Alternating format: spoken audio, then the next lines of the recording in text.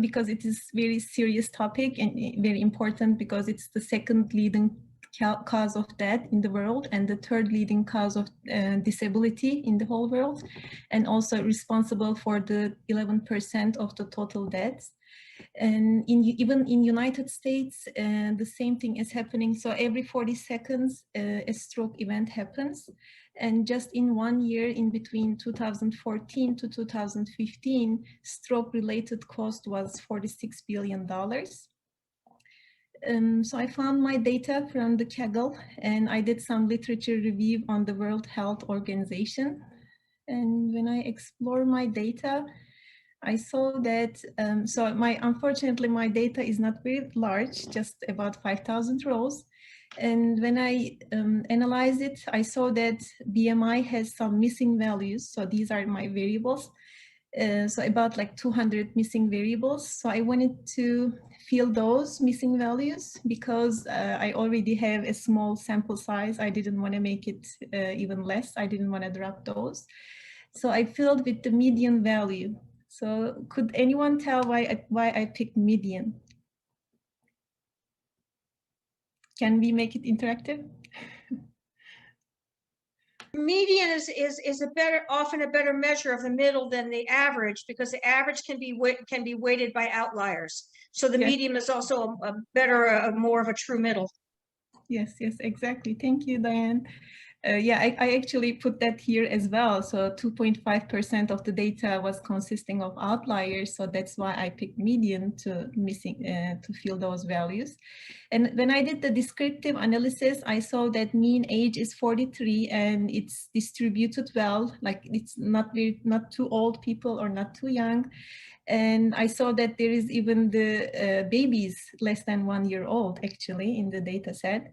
And I saw that glucose level is normal. When it is less than 140, it would be counted as normal, but the BMI is kind of high, which is higher than 25, so called overweight, I believe. And I continued to explore my data. So there were categorical variables, and also in between those there were binary ones, like here, zeros and ones.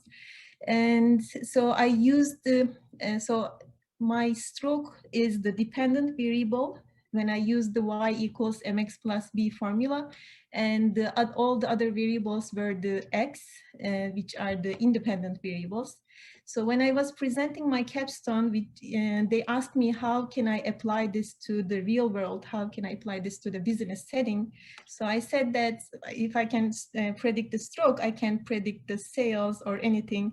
Like, for example, when I use this formula, I can put the sales for Y and number of customers or anything for the X and see the relationship in between those. So just to keep in mind when you present your capstone. And I continued to see the other categorical variables. So when I saw the stroke, I saw that the data is highly unbalanced because it's just 5% and then 95% the non-stroke. We usually want those to 50-50 equal. But I learned that there is a smooth function in Python that makes it so easy to balance the data. So you have two options. Either you can undersample this part or you can oversample this part, the stroke event. So I oversampled the stroke event, and so it became 50-50, and my data became more than 6,000, almost 7,000. And I had continuous variables. As you remember, the best way to show the spread on the continuous variables is either histogram or box plot.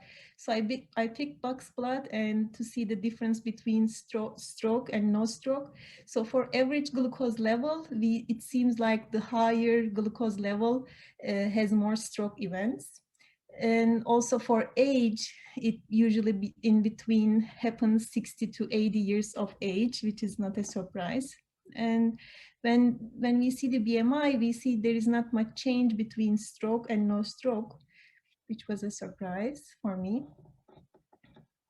And I also wanted to compare the stroke versus no stroke for the categorical variables. So for gender, there is not much difference for female And then for male, stroke versus no stroke. Let's see the other categorical variables.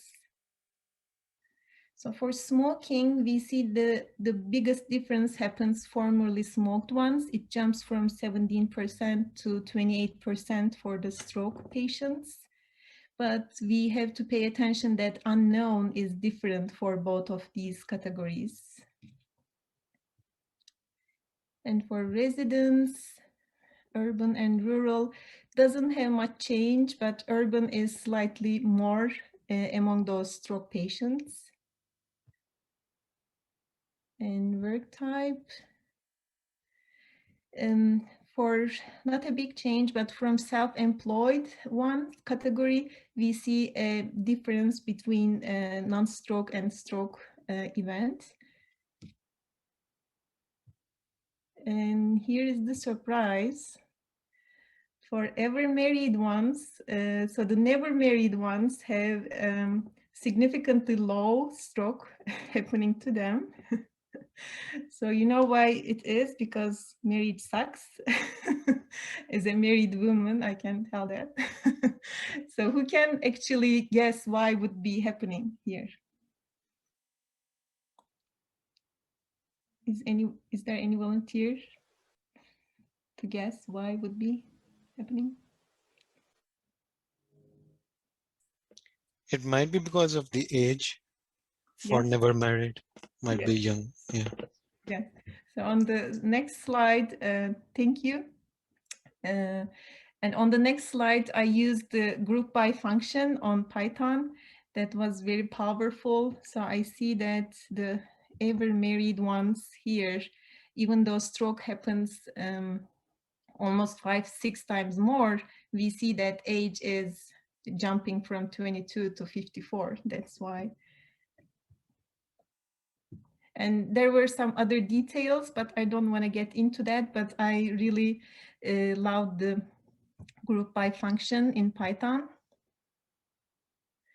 So I have done the univariate analysis by now, and I have found some, but not the whole point. So I wanted to do the bivariate analysis. So I tried to find out the correlation in between any of these. And I found the highest correlation in between age and BMI. Makes sense.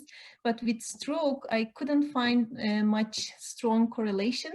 And the highest one was age, and then heart disease and glucose level.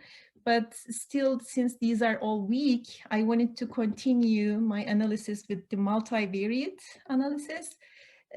So since my dependent variable stroke is binary, I need to do the logistic regression. So I did the multivariate logistic regression.